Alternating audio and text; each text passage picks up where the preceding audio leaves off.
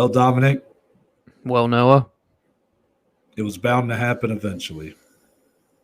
Yeah. Eventually, we were going to have that brought back down to earth moment. Mm-hmm. So how are you handling it? This was the first how should I word this? The first less than stellar card in what seems like a long time. It may not even be that long, but coming off the heels of one of the best fight nights we've gotten in a long time. Then you had back-to-back pay-per-views that were both just firing on all cylinders. Then even the week before that, you had Costa versus Vittori, which obviously had a lot of bad signs going in. But then you come out of it and you just feel great because the fight was amazing and whatnot. So how do you feel right now? Do you feel a little deflated? Do you feel any certain way after this card? It is the first time in a long time I've not had a fight hangover on Sunday morning. I can tell you that much. It was just one of those cards that were relatively lackluster. It's funny you brought up the fight night specifically from last week. We went from 9 out of 11 fights ending via finish, 8 of them via knockout. Then we come to this week, 11 fights again, but 10 of them go the distance. And they weren't all great fights either, so that does hinder it, man. But you know what? Like you said, back to life, back to reality. I think that's a song that was in a video game I played once. And so here we are. We're getting this turkey week started off. At least we're together in the studio talking about some fights, man. It is good that this kind of leads into a break. We just need a break from fights for a little bit, and then we're back strong in the beginning of December. So, as fight fans, we typically get spoiled so much, and you can tell by the cesspool that is Twitter. It seems like depending on the episode, I either talk very highly or very lowly. Yeah. That's my relationship with Twitter. Depending on the day, the week.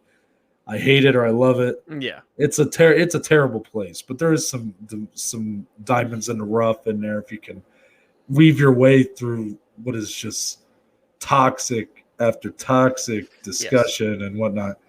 But that applies to MMA as well. There's a lot of people on what I'm going to call MMA Twitter that we keep trying to we're trying to indulge ourselves, our podcast, more into it. But the more I get into it, the more I'm like, oh my God, these people are fucking nuts. Yeah, we just kind of dip our toes a little bit. There is a lot of funny people on there, a lot of people that genuinely just like to talk about fights. But man, if there's one thing I don't like, a card like this, of course, it was one of those cards that on paper didn't have like the most intriguing main event. Like a lot of people, including myself, felt like Brady versus Chiesa was probably should have been the real main event.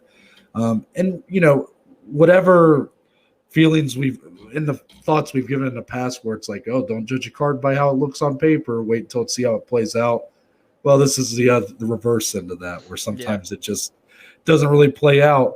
But, the people that, I don't know if it's because they just tweet immediately how they feel in the moment, but they just act like they're entitled to some amazing card every week. And it's guys, come on.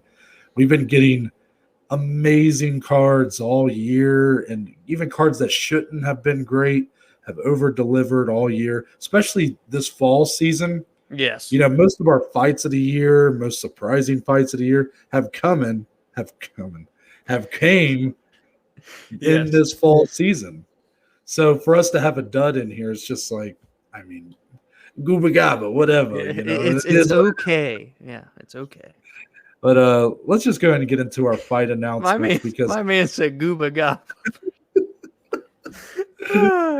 We got December, which is the next time we'll have action inside of the octagon. Brad Tavares, top 15 middleweight still. He is unfortunately out of his scheduled bout with Brendan Allen. This was a big fight for Brendan Allen as he is really looking to continue his re-rise up the ranks after he kind of fell short against Sean Strickland. And now you look at how good Sean Strickland's doing, kind of puts that loss in a bit better light. And he does get a replacement opponent, and it honestly is still a pretty good fight, and that's going to be Roman Dolidze. Yeah. who just had to pull out of a fight not too long ago, or had a fight scrapped, maybe, I can't remember. But yeah, Roman Dolidze, he is of the Georgian takeover that's going on. Not Georgia, United States, No. the country of Georgia, that is. And Dolidze is, I believe, 3-1 in the UFC, going up against Brendan Allen, who I believe only has the one loss inside the UFC as well. And this should be a really fun fight. Dolidze is kind of he's kind of, I guess, struggled to make his impact. Like, he moved up a weight class during his time in the UFC, and he's kind of, in his performances in this weight class, it's been less stellar than when we saw him at 170 pounds. So he's still trying to get his footing at 185. Not sure how he'll do here against Brendan Allen on short notice, but I'm looking forward to it. Yeah, this should be a fun fight, man. It does suck that Brendan kind of misses his chance to fight that ranked guy, that veteran in Tavares. But these two guys are those two kind of prospects for this 185-pound division. There's not many of them in this weight class right now. So it's a big fight for those two. Who's going to come out and make a statement? And then you would obviously assume that the winner's going to get into a top 15 fight next anyway. So we'll see who can come out and see what they can do next with their futures in terms of making a statement. Yep, and all the best to Brad Tavares. Hopefully he recovers well and can get back in there shortly.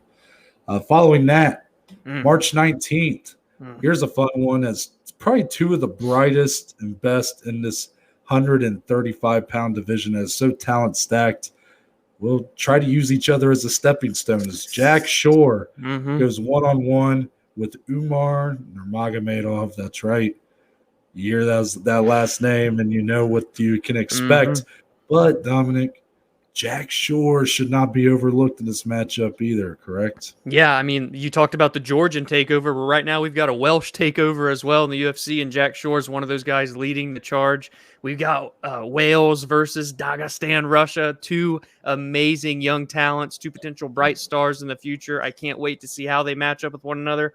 Sometimes we don't like when these types of fights come to fruition, but damn, I really like this one. Yeah, I kind of mentioned this on a previous episode that I've been vocally negative about that kind of matchmaking, but I've been kind of going back on it recently. We've gotten a lot of good matchups, even if most of them haven't even actually gone to fruition because someone's had to pull out or whatever. But like this matchup, Shore versus Nurmagomedov, I love it. Yeah. Normally, like, of course, I'd love to sit here and say, well, I wish they would have waited till they both fought for a title. We have no idea what these guys' ceilings are yet. Especially in this division. So, but right now, it makes perfect sense for these two to be against one another. They're pretty much neck and neck, probably. Yes. Both up right outside the top 15 looking in. And both have looked pretty much near perfect in their UFC tenures. And that's really what I want to see.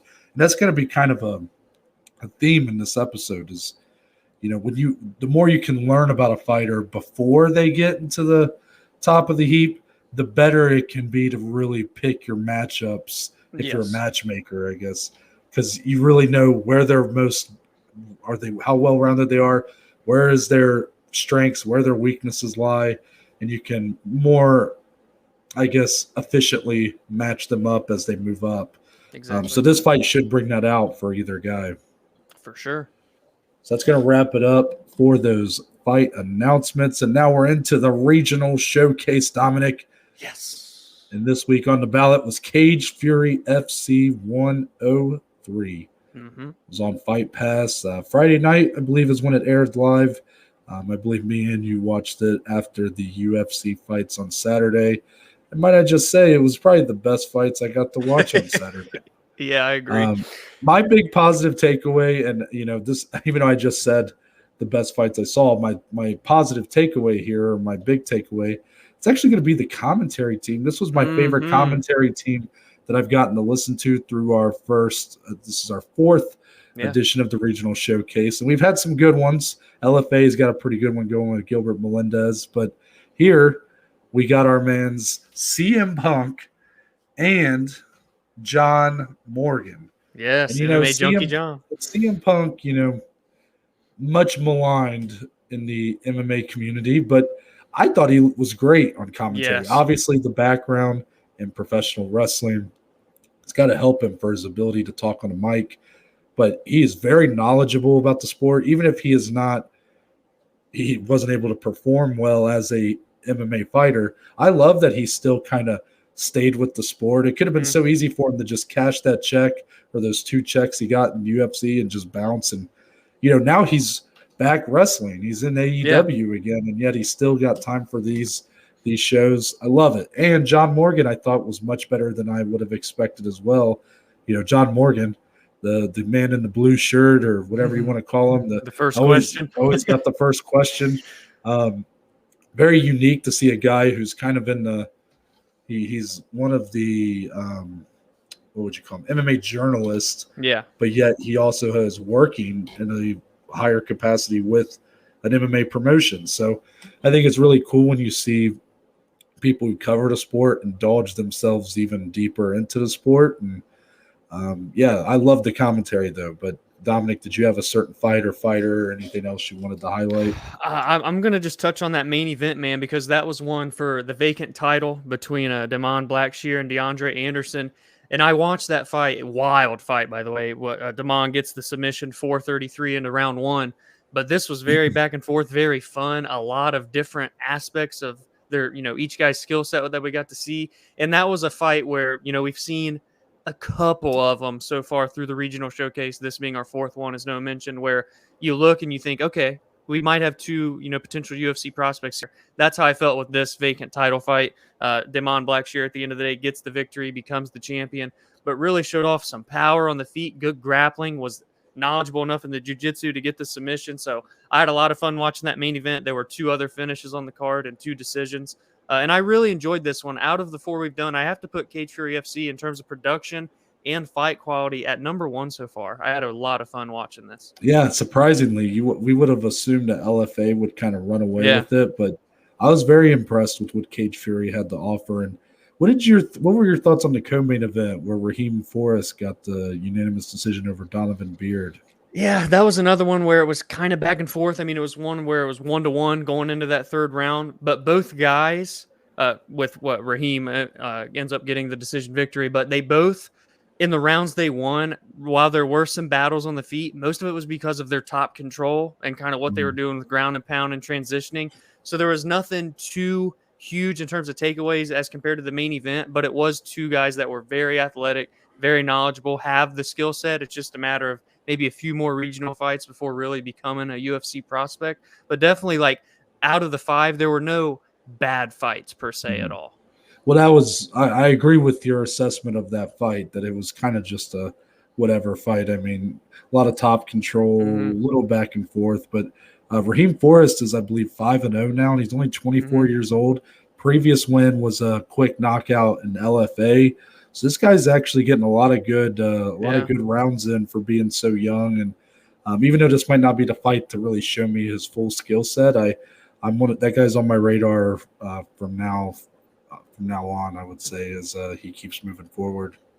Yeah, for sure, man. And well, also, fun fact, this was in Mississippi. But I was so impressed, truthfully, like with watching this. I got on their website and I was looking for tickets. I'm like, where do they do their events? They got a lot of them in Philadelphia, Pennsylvania. Their next one is in December in New Jersey. And then this one was in Mississippi. But I'm going to keep my eyes on Cage Fury, man. I wouldn't mind attending one of those in the future. I had a lot of fun. Yeah, agreed. So that's going to wrap it up for the regional showcase. And let's get into unanimous decision, the card. Yeah. Now we're going to start with our main event as Ketlen Vieira gets the unanimous decision win over Miesha Tate, an outcome that many in the community knew was a possibility, but maybe because of the popularity of Miesha Tate, none wanted to accept.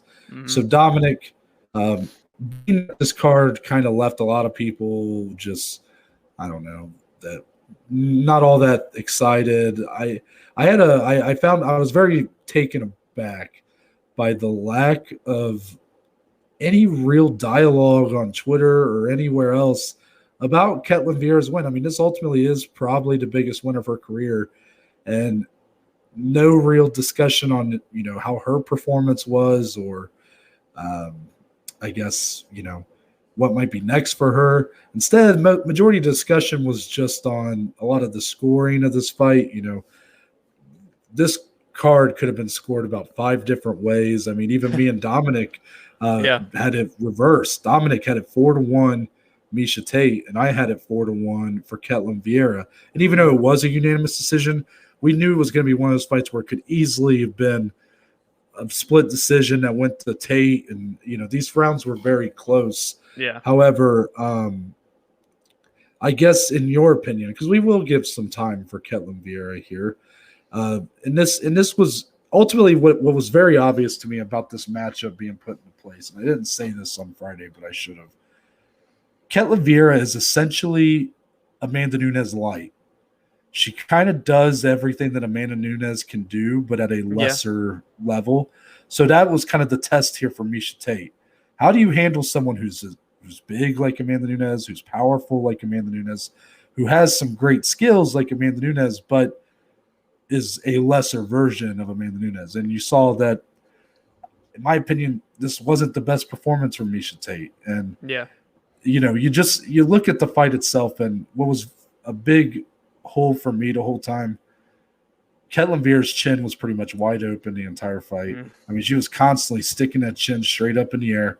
I'll give Miesha credit. She was the one pressing the action. Ketlen decided to play more of the counterpuncher role in this fight. But Ketlen was essentially just headhunting the whole time.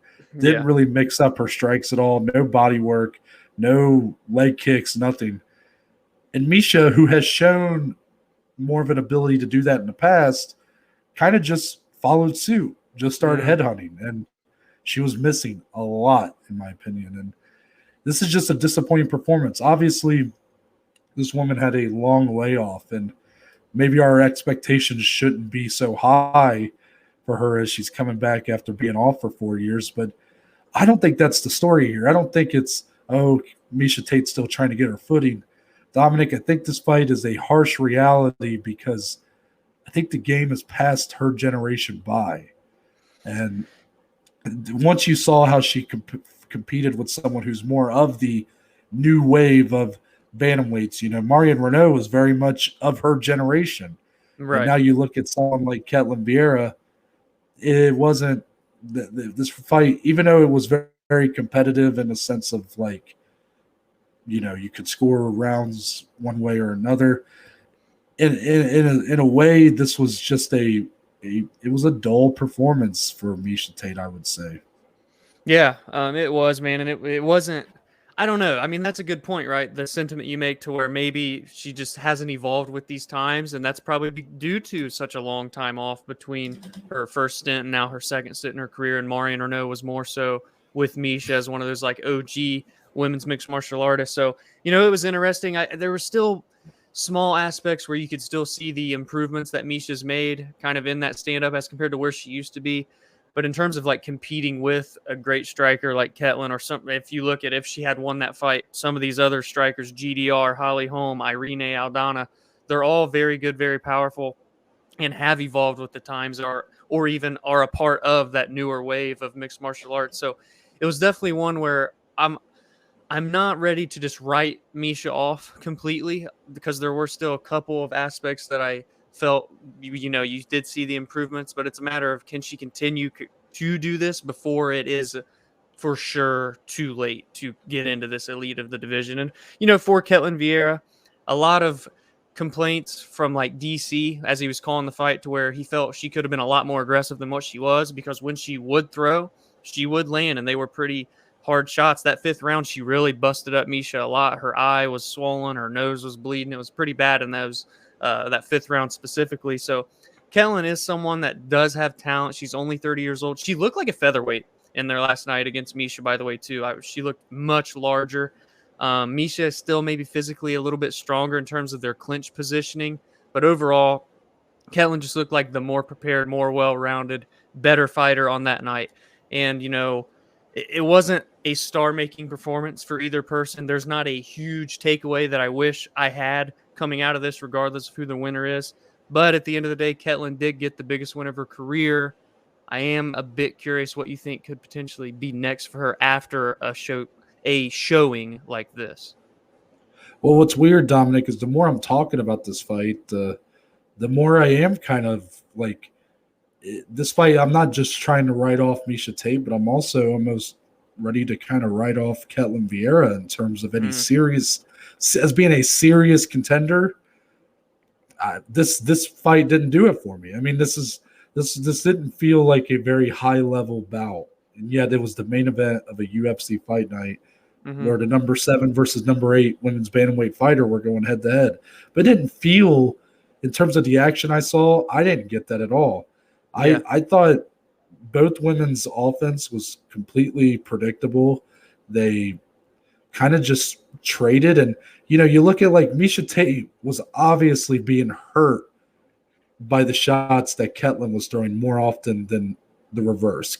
Miesha was hitting or landing at a more efficient clip, but Ketlen was actually hurting her with what she was throwing.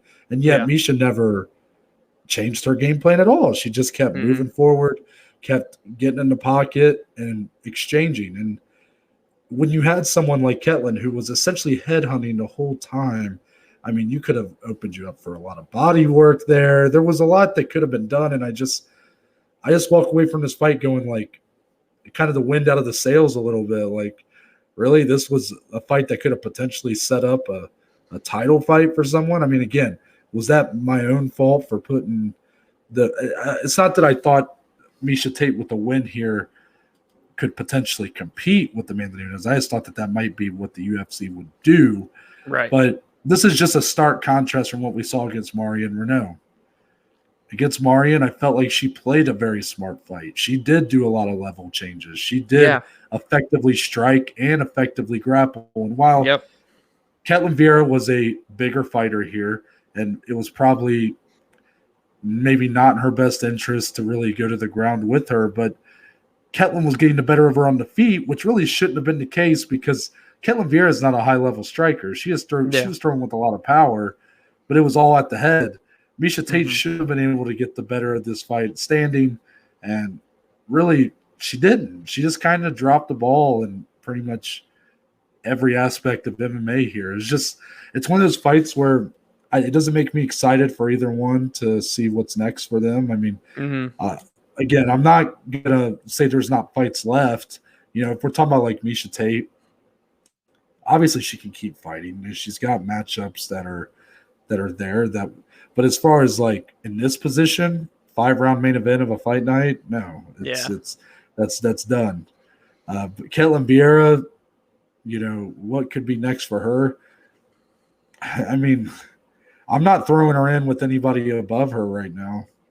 Yeah, if I'm being honest. I mean, that's just asking for her to get. I mean, she goes up against someone like Holly Holm, Jermaine Durandamy, one of these better strikers. She's gonna get demolished if she fights similar to how she did here. If she keeps that chin open, if she tries to get into a firefight, they will put her out. Yeah. And so because of that, I don't have a name in mind, but she's definitely gonna have to work her way back up. I mean, I know she beat number 8 here, but she's gonna have to fight someone else to really show me that she's even kind of, if we're even going to really seriously consider her a contender moving forward. Yeah, I mean, you kind of said it best, right? In terms of like both performances in this fight, regardless of who the judges' scorecards would have went to, there wasn't as we talked about on Friday, the preview, maybe if there's a big performance, we could get the next title contender. But then you look at the fight, and again, regardless of who the winner would have been, obviously it came out to be Ketlen Vieira. I'm not ready to say she's amongst those elite, amongst those title contenders. There's still much more that needs to be seen for her to get up there. The problem being that this division is just the most stale women's division, not counting featherweight. I'm not going to count that one. So this being the most stale, stagnant division, that is sad as it is with, maybe she didn't have the best performance, but she still might not be that far away. I don't know. I know you didn't have a specific name in mind, but in terms of like someone else that is in the same boat as her, as what is their future going to hold in this division, I'd match her up with Aspen Ladd and say, hey, you two go out, and one of you basically are forced to make a statement essentially in this fight, because if you don't, you're just going to remain stagnant and become potentially irrelevant in this division. So, yeah, I mean, that's that's a pretty good name to throw out there. If Aspen Ladd could even make that weight anymore, Exactly. then that would be a good fight. And it's even though I'm being kind of hard on these two, like it's just to me it's not the end of the world. I mean, for all again, Ketlen Vieira, to her credit, fought a fight that is not typically suited for her strengths. Yeah. Typically, from what I understand of Ketlen Vieira's game, I've always looked at her as being a high-level jiu-jitsu practitioner, and she does carry some power, but all in all, not exact. I wouldn't call her a high-level striker. Mm-hmm. And here, she outboxed Miesha Tate, who I would have said on paper had the better striking skill set. But whether it was just on pure power or even Miesha Tate's game plan not really being all that great, or her fight IQ to at least change things up, change some looks, wasn't there. Ketlen Vieira does get a win by doing a fight that I would say was not suited for her skills. So that's a positive takeaway right there. For Miesha Tate, I'm going to need to see. This fight was very glaring in the sense that her game plan from before she came out there, she gets into round one, whatever the game plan was, she stuck with it for all 5 rounds. And sometimes that can be good, but here, I get it. All these rounds were super close, and like Dominic, you had it 4-0 going into the 5th round. So technically, if the judges had seen it the same way, then we might be having and if it had been scored that way, we might be having a different discussion, because I'd be saying, well, I guess she needs to just keep doing what she's doing. She's up 4 rounds to none. Yeah. But both women made it very clear they knew how close this fight was at the end.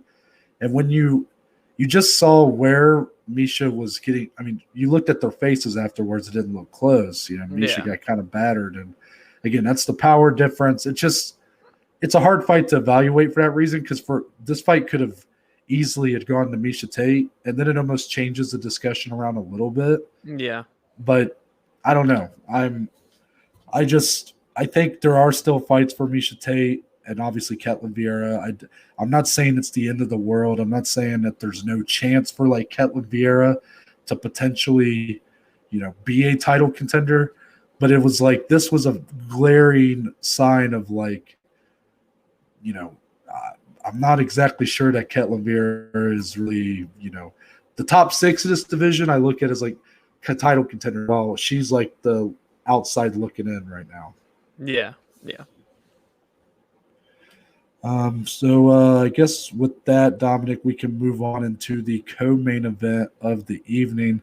It saw Sean Brady get the win over Michael Chiesa via unanimous decision.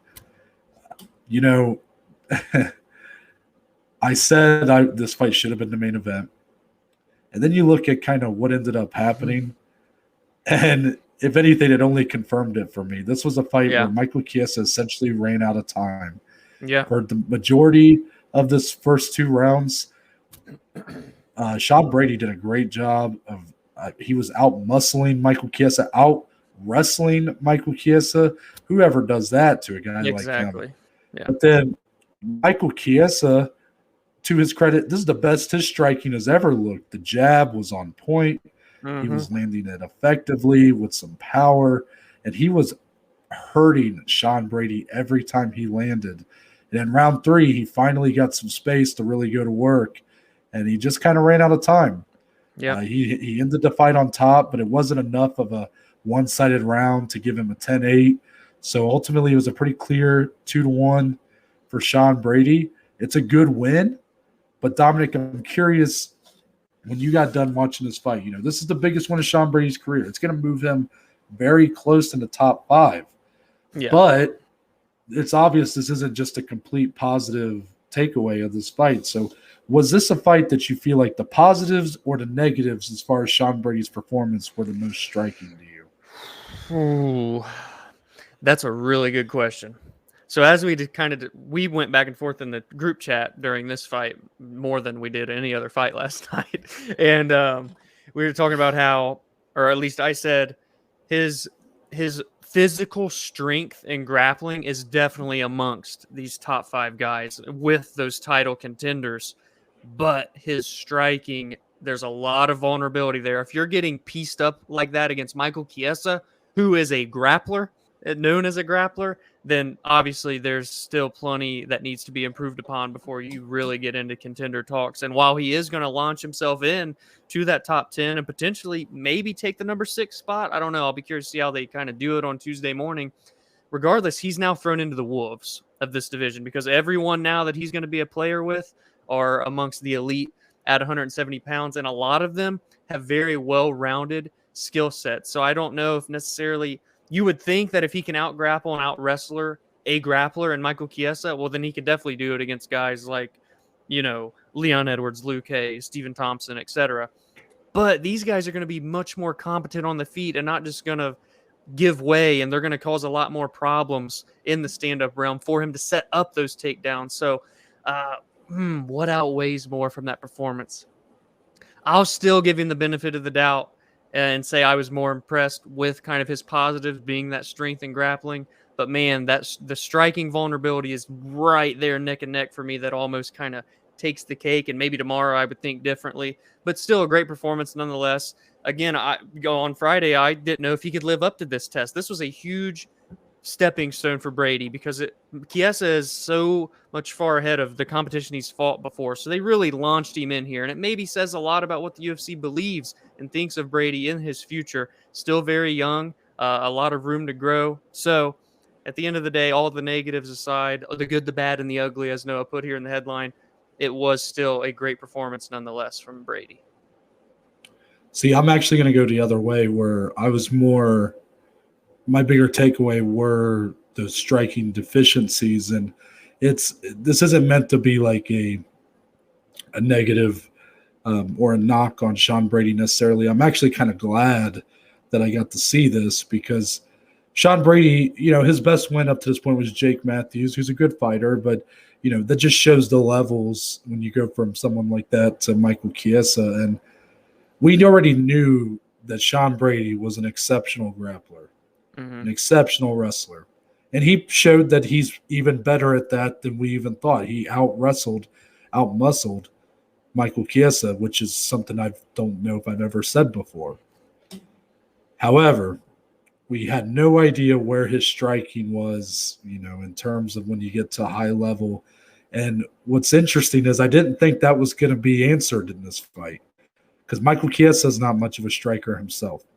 He's a big guy. He's huge for welterweight. I mean, it's kind of crazy. This guy fought at lightweight at one point for a long time. And I mean, he's massive for welterweight. So he has some power, but he's not a fluid striker at all. And he was piecing up Sean Brady. And, I want to give a lot of credit to Chiesa, say like, it's the best his striking's ever looked. But it's hard to say that because I felt like Brady was kind of just giving him a stationary target, wasn't moving his head a lot, didn't have the best guard in place on the feet.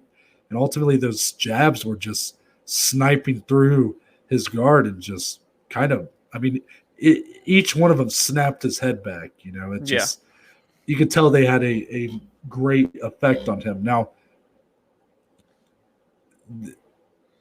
when he moves forward, you look at the rest of the division in that top 5 and the champion, of course, is he going to be able to out-wrestle the top wrestlers in the division? And when you get to Colby Covington and when you get Kamaru Usman, I don't know.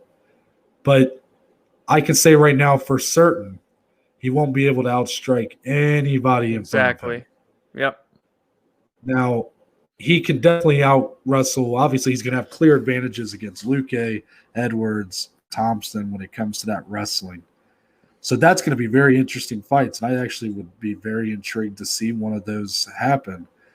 But after a win like this where he wins, biggest win of his career, but there were some glaring holes that got brought up, I'd actually like to see him not get thrown into the top 5 in terms of matchmaking next. I'd actually like to see him still fight someone a little lower, kind of like what I was saying for Ketlen Vieira, but for different reasons. I just, this guy isn't showing to be Khamzat Chimaev right now. And I know that this was a tougher fight than Khamzat had with Jing Liang, but Hamzat right now is the one that everybody thinks has like no holes. He's looks like a perfect specimen because every time out there he's not getting touched and he's Yeah. dominating people. After this win, Brady's not that. And we don't Yeah. even know if Hamzat's really that for certain. But Brady, okay, the shine's kind of wore off. All right. He's a great prospect, but he's not perfect. Mm-hmm. He's going to have to clean up some of those deficiencies on the feet. That's why I'd like to see him go up against someone like the Leech. I mean, why not? Yeah. The Leech, they would give the Jing Liang a chance to really, I guess, show maybe that it was a fluke that, he can fight against a great grappler and stay on the feet. And he's going to have a clear striking advantage and power advantage. Or you have a guy like Neil Magny or someone like that who that would be is constantly a tough test in this top 10. But, I mean, if you put Brady against Magny, you're probably not going to get a very exciting fight. So what do you want out of your top prospect here? Do you want a matchup that's going to be more of a fun fight, something that could more clearly get him a fan base and potentially, if he wins, really make him look better in terms of putting him up against top 5 competition? Or do you want someone who he's going to have the more clear advantages over, but might be a pretty dull fight and he's still going to kind of go under the radar for a while? That's the decision that the UFC is going to have to come up with. Dominic, do you have a direction you're leaning for Sean Brady right now? I do. Thankfully, he kind of gave it to me in his post-fight presser last night, but he thought that the winner of Stephen Thompson and Bilal Muhammad happening next month would make sense, and I'm kind of here for that because in one realm, if Wonderboy were to win, Brady is going to have obviously that grappling advantage as we discussed, but the striking of Wonderboy is next level, especially with that karate background. So that's a whole different beast that Brady's going to have to deal with. Should Bilal win and beat Wonderboy next month, it's the December 18th card. Bilal is a guy, well, they were matched up together before, and Brady had to pull out. So you have that there, where it was already kind of in the UFC's head.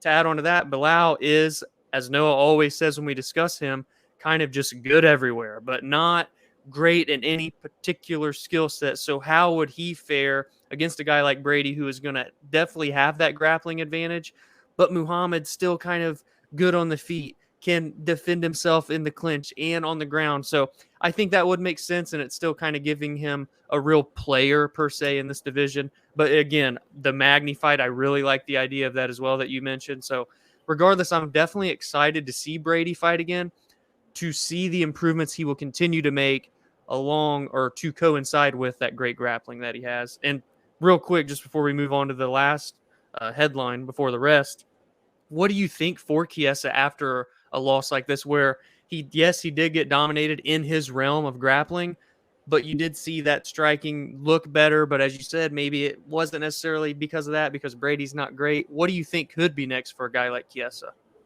I mean, Chiesa is kind of putting himself into that position where he is the welterweight Dos Anjos right now. He is the guy that the UFC is going to want to use to be a test for a lot of these up-and-comers who kind of need that test to see how real are they. Because if you can beat Michael Chiesa, that probably says you're a level above the guys who can't.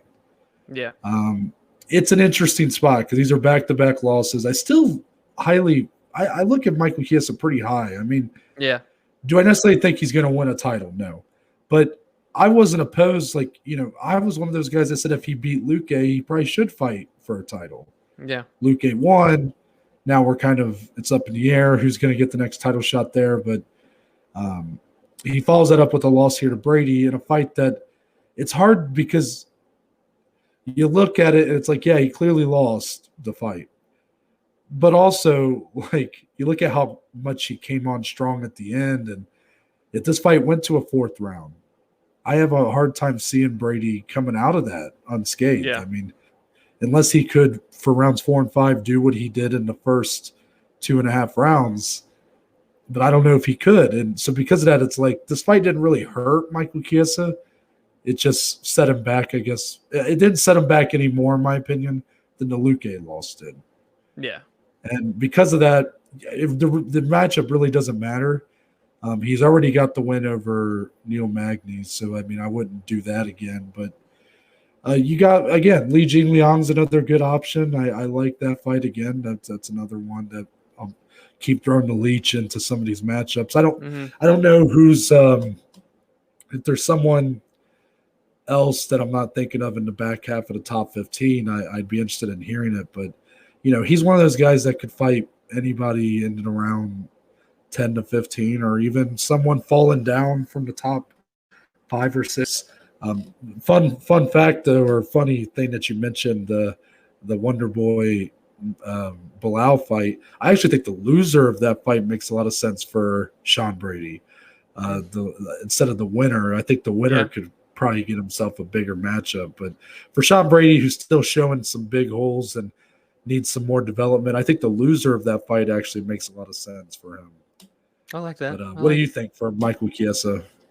It's hard, man, because like you said, I still do kind of believe in him. I enjoy the way he fights. His skill set's very good. He does seem to continue to be improving with his striking, regardless of who the opponent is.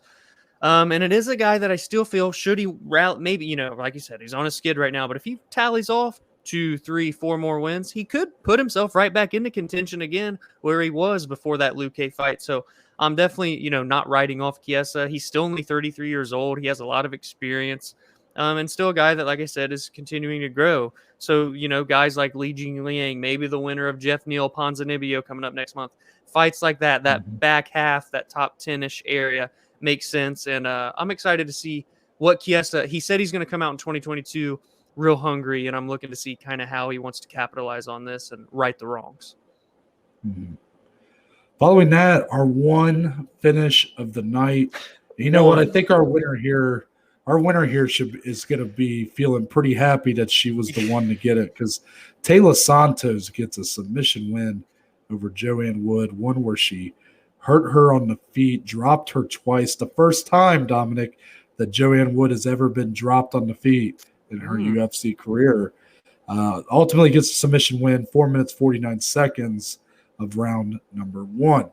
Now, Taila Santos has been one of those sneaky players in this flyweight division that's kind of just all of a sudden gotten a couple big wins here in the last couple months, and now is right there. I mean, she's literally going to be right outside the top 5. She kind of just rose to that very top. We knew the potential she had, Dominic. We've been pretty big on Taila Santos. We knew the potential, but now all of a sudden she's here now. Yes. This win was the biggest. It was a stamp that she kind of needed. And honestly, she couldn't have done it on a better card, in terms of a card where there was essentially no other big takeaways except for the fact that she looked this good against someone who, we knew that Santos could probably take down Joanne Wood and maybe hurt her with some ground and pound and whatnot, but she did it on the feet. Yes. She dropped her twice, the first girl to do that. So, Dominic, you can probably tell where my question's going to lie here, but yeah. With this win, was this enough for Taila Santos to get a matchup with the champion, Valentina Shevchenko? Ooh, okay. As much as I would love to say yes, I'm going to say pump the brakes. Hold on. There's one more test I want to see if she can pass first, Noah, and that's Jessica Andrade. I'm saying we throw her in to the wolf with Jessica Andrade. If she can pass that test, a former UFC champion, it's time to test her with Valentina, because Taila Santos is one of these ladies now in this division. And I know it's Valentina, so it's hard to say anybody's going to test her. But I feel that Santos can, man. She's well-rounded. She's 28 years old. She's coming into her all. She has one loss. She's 19-1 in her professional career. And I just really think she's well-rounded. I talked about it on Friday, how I felt she could stand with Joanne Wood, who is known for her Muay Thai skills. Then Noah brings this fact on me that it's the first time Joanne's ever been dropped in a UFC fight. Oh, and it happened twice. So she's got the power on the feet. She's competent on the feet, and didn't even get to show off her great grappling and jiu-jitsu in this fight last night at UFC Vegas 43. So I'm ready to launch her in to the top 5 for sure, but I don't know if I'm necessarily calling for a title. However, if she does get it, being that she's a fresh matchup, she's on a win streak, I'm definitely not going to be upset if they give her to Valentina. Yeah, Dominic, you're crazy. And here's why. Not that it's not a great fight. Andrade is a great fight. You know how much I love Jessica Andrade. I mean, you put anybody with her, and it's a great fight. Problem is, Valentina is wanting to stay active, Yeah. and she's running out of people that are looked at as reliable contenders. Yeah. Now, could Taila Santos end up just being another victim? Yes. And that's probably where I would lean towards. But after a win like that, you gotta put her in there while it's hot. Capitalize. Yeah, you gotta capitalize on the momentum. So she at least last night showed that she's well rounded enough to where maybe she could give Valentina some fits.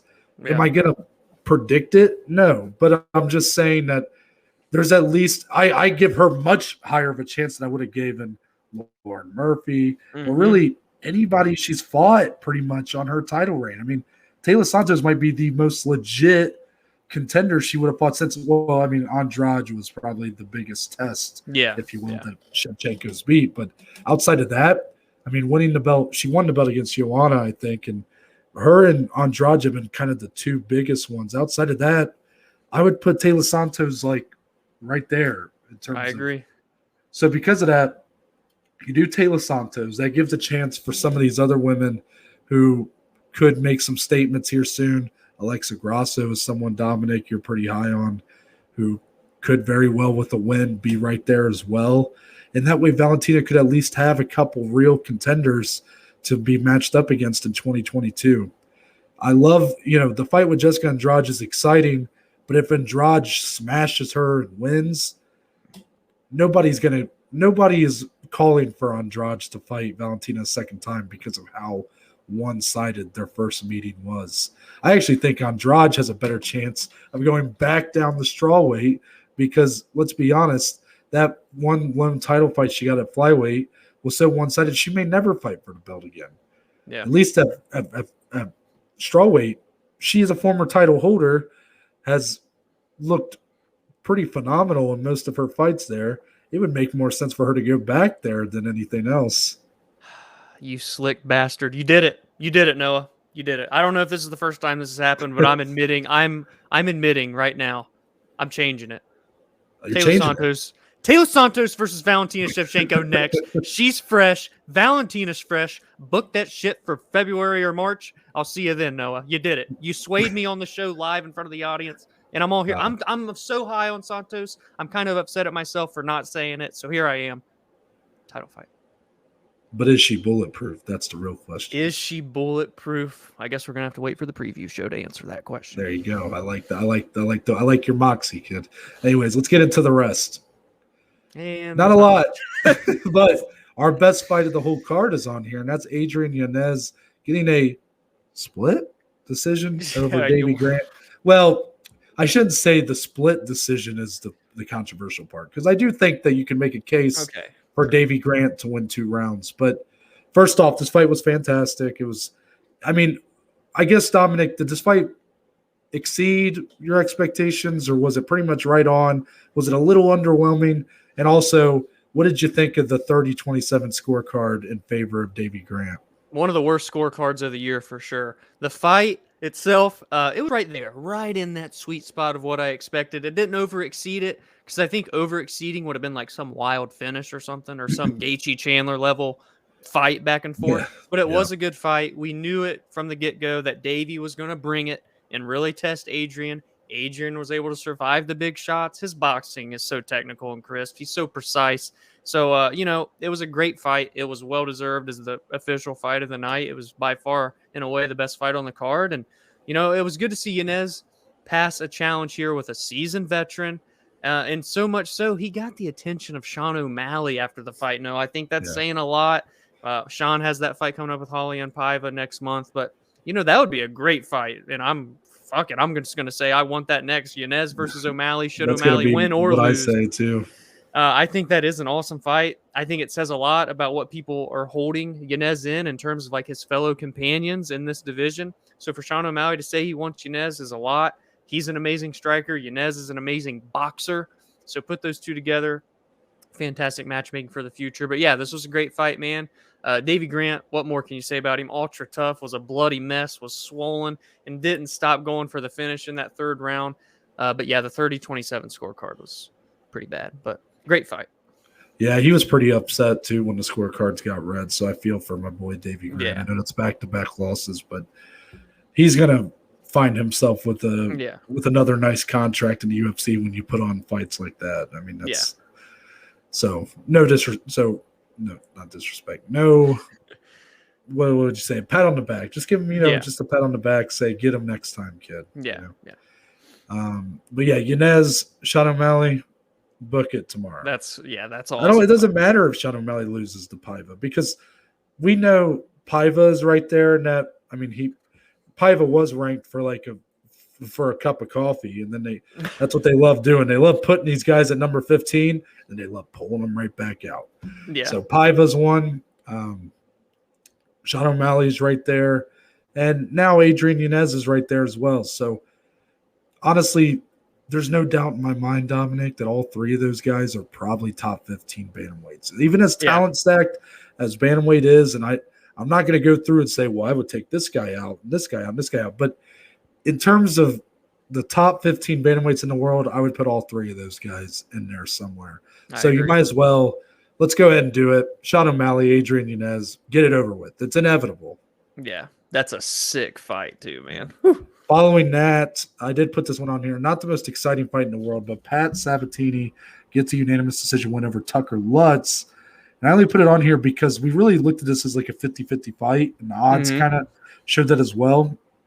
But Pat Sabatini ends up kind of dominating this one. For sure. Again, not the most exciting fight in the world, but Dominic, did this fight do anything for you in terms of kind of how you view Pat Sabatini as a featherweight prospect moving forward? He did the same thing we're so used to him seeing, and he's phenomenal at it. He's an amazing grappler. His jiu-jitsu, his transitioning to take the back, to threaten with submissions. I picked Tucker Lutz. I'm just going to be honest. I picked Tucker Lutz to win this fight, and he never really even had a chance. It was all Pat Sabatini through and through for 3 straight rounds. So he is a great prospect. He has a great skill set. But if we throw him in here with some of these guys at featherweight, how is he really going to withstand it on the feet? And even with some of the other great grapplers in the division, I'm not saying I'm not excited to see what could come next. He likely could get top 15, or he's right around there anyway in his next fight. So we'll see what he can do. Obviously a phenomenal grappler, much like Sean Brady. So we'll see. I want to see him get really tested on the feet. I want to see someone be able to keep it on the feet, stuff the takedowns, and then show him adversity in the stand-up realm. That's what I want to see next. Kind of like what you saw Chiesa do to Sean Brady. Is that what you're looking for? Precisely. Yeah, my only takeaway, because I picked Sabatini, I'm more probably on the Sabatini train, if you will. I think this fight just kind of showed me it's going to be inevitable that Sabatini's rise, as long as it lasts, is going to be pretty slow, because he's not necessarily lighting the roof off the place. He's got a very grapple-heavy, top control style, doesn't do a lot of ground and pound. He'll get some submissions. I mean, he's good at that. But if they're not there, he'll ride it out, holding the back, whatever. Not exactly the most fan-friendly of styles. Yeah.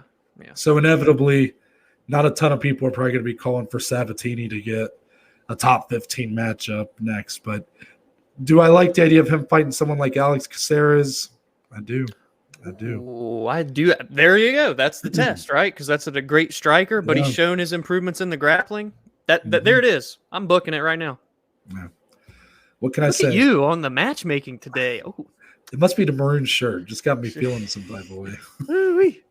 But that's going to wrap it up for this weekend recap. I know it wasn't the most exciting, I guess, fights to talk about, but I hope you guys enjoyed our discussions. As always, we got to talk about some Cage Fury along with the UFC. But now I do have to let you guys know, we do have to give you a heads up about the next week and a half of content. Dominic mentioned at the top, Turkey Day is upcoming very fast. Yes. This Thursday, to be precise. Yes. And this Thursday is also it's a special day for another reason, but I won't even say. It's Noah's birthday. Yeah, that's right. My birthday's on Thanksgiving this year, so that's a hell of a day to celebrate. It's a hell of a day. But because of that, we're not going to have an episode this Friday. Obviously. Sad. And we're not going to have an episode the following Monday neither. All right, bad news. Rip the Band-Aid off. There you go. Yeah. But the following Wednesday, we are going to come at you with a Reddit roundtable. That's right. I know you guys really like those, so we'll come with those. And then we'll be right back to it on Friday with Full versus Intito, the December 4th card. If you don't know, if you don't know that joke, you need to educate yourself, okay? But and there'll be Bellator, Horiguchi versus Pettis. So we'll be right back in a big way for that card, or for that Friday, I guess. But until then, Dominic, tell the good people where they can find you on social media. Find me on Twitter, on Instagram at dslee14. More importantly, go follow, go engage, go interact with the show on Twitter, on Instagram at BAJ_MMA podcast. Everyone, by the way, just have a great Thanksgiving. Be with your friends, be with your family, whoever makes you feel warm and cozy. Enjoy it. Have a great week, guys. Wow, agreed. For me, you can find me on Twitter, Instagram at ntbaker_. If you go to my bio, there is a link that will take you to the link tree, which will give you a list of links to all the platforms the podcast on, along with social media platforms. So that includes, it's not limited to, the Twitter, the Instagram, the YouTube channel, and Spotify, Google, and Apple Podcasts. It's all on there. And there's a couple links for today's sponsor, Anchor. Shout out. Leaving a voice message. Love to hear your guys' thoughts on the card that we got, or maybe some predictions for some fights that are upcoming. We'll make sure to include those. Or if you have any questions for our Reddit roundtable that we're telling you about in advance, send them in. Send them. We'd love to. You got a week to do it. We still got our goal, man. We got to get 2 viewer questions in an episode. That's the goal right now. Yes. But also, there's a link on there if you want to become a supporter of the podcast. We appreciate any and all support, of course. But that's it. We're out. And we're going to see you guys on a Wednesday. Sometime next week. A week from this Wednesday. Yes. Peace. Yeah.